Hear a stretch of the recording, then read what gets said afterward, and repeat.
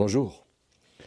On est, je pense, tous attirés par d'autres doctrines, par d'autres choses que ce que nos familles, nos églises, notre milieu social nous enseignent.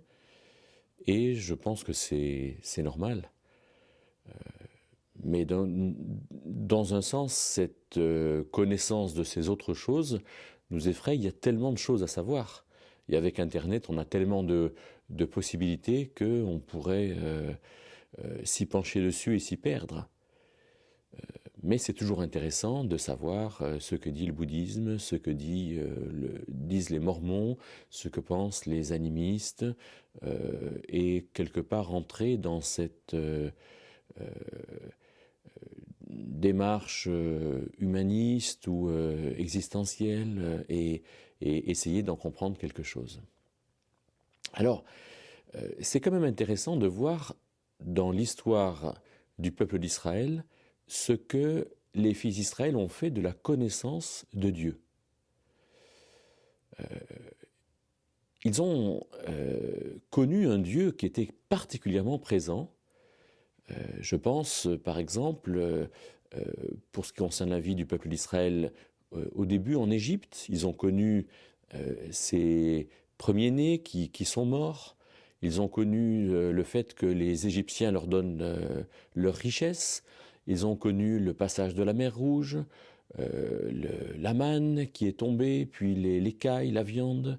Ils ont connu les délivrances sur l'ennemi. Ils ont eu au-dessus du tabernacle le nuage, la nuée de jour, le feu la nuit, et cette nuée qui les conduisait, des choses qui étaient quand même exceptionnelles et que quelque part, moi, j'aimerais bien avoir vu ou voir. Et pourtant, quand Dieu les a emmenés vers Canaan, à un moment donné, Dieu a fait le constat de leur rébellion, de leur incrédulité, et Dieu les a entendus dire, par exemple dans le livre des Nombres, chapitre 11, verset 15, les fils d'Israël disaient, mais on se souvient en Égypte des concombres, des melons, des poireaux, de l'oignon, de l'ail, qu'on avait pour rien, alors qu'en fait ils étaient esclaves et ils étaient dans la misère. Donc le rapport aux autres doctrines, le rapport à autre chose qu'à Dieu, est un rapport qui est quand même dangereux. Ces fils d'Israël auraient dû se plonger dans cette relation avec Dieu, et au lieu de s'y plonger et de recevoir ce que Dieu leur donnait, ils ont dit à Aaron, fais-nous un Dieu qui aille devant nous. Fais-nous une doctrine, donne-nous une connaissance qui nous convienne, quelque chose dans lequel on puisse se retrouver. Alors, qu'est-ce que je conclus avec ça? D'abord, je pense que la connaissance générale, les autres doctrines sont là, et c'est normal d'être intéressé par ces doctrines, c'est normal d'être attiré par différents savoirs. Tous les savoirs, quelque part, sont intéressants. Tous les savoirs font ressortir une forme de sagesse. Ces savoirs nous font apprendre des choses, et il nous faut être intéressé par ces différents savoirs.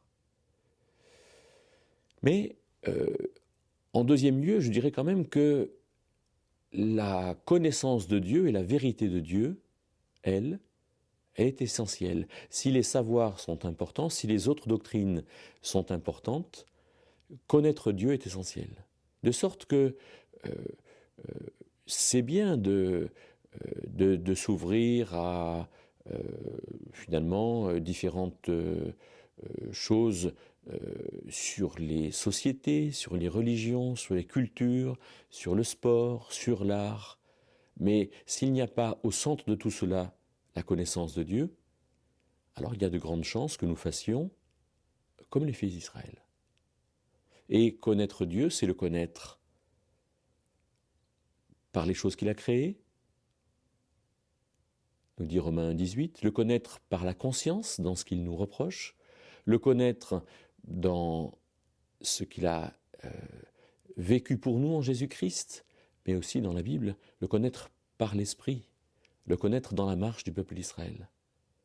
Et donc, il faut vraiment rentrer à fond dans cette connaissance de Dieu qui nous permettra peut-être d'apprécier à leur juste valeur tout ce que les réflexions de l'humain nous proposeront.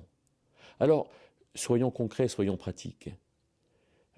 Je vous propose 3 domaines d'investigation. Le premier, c'est pour tout ce qui touche au corps. Alors, les autres doctrines, ça peut être tout ce que nous dit la médecine, la psychologie, les sciences.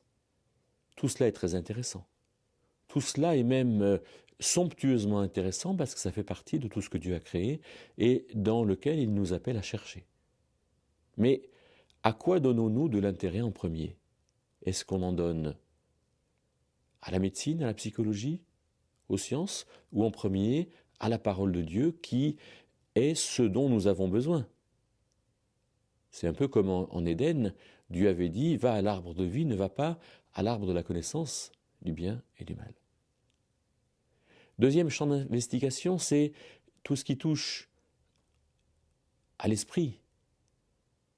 Alors, effectivement, il y a d'autres doctrines de l'esprit. Et le Nouvel Âge, l'occultisme sont des lieux dans lesquels beaucoup de choses certainement tangibles et intéressantes se passent. Et donc, à quoi donnons-nous notre préférence? Troisième chose, les pratiques religieuses. On voit que certaines églises, alors par exemple les adventistes, mettent l'accent sur la loi. Ne mange pas de porc, respecte le sabbat, etc. Les témoins de Jéhovah ne croient pas à l'enfer. Le catholicisme met l'accent sur la communion des saints, le fait que les morts prient pour nous et que nous avons à prier les morts. On pourrait dire qu'il y a dans ces autres doctrines des choses qui sont à considérer. Mais sur quoi mettons-nous l'essentiel de nos efforts? Est-ce que c'est sur les autres doctrines ou est-ce que c'est sur Dieu? Et si on regarde comment les fils d'Israël ont fini, dans le livre du Deutéronome au chapitre 1 et 2, on voit qu'au verset 2 du chapitre 1er, il est dit qu'il y avait 11 jours de marche entre Horeb et Kadès Barnéa, donc la traversée du désert devait être courte, 11 jours. Et au chapitre 2 et au verset 33, il nous est dit que les fils d'Israël, ils sont restés 38 ans et ils sont morts. Et Moïse rappelle avec vigueur qu'il y en a 2 qui ont cru Dieu, c'est Josué et Caleb, et que cela passe en Canaan, que ceux-là ne sont pas morts. Alors ne faisons pas comme ces 600 000 hommes qui sont morts dans le désert, mais faisons comme Josué et Caleb, de croire Dieu et de mettre en premier la connaissance de Dieu plutôt que les autres doctrines, ce qui ne veut pas dire du tout qu'il ne faille pas s'y intéresser.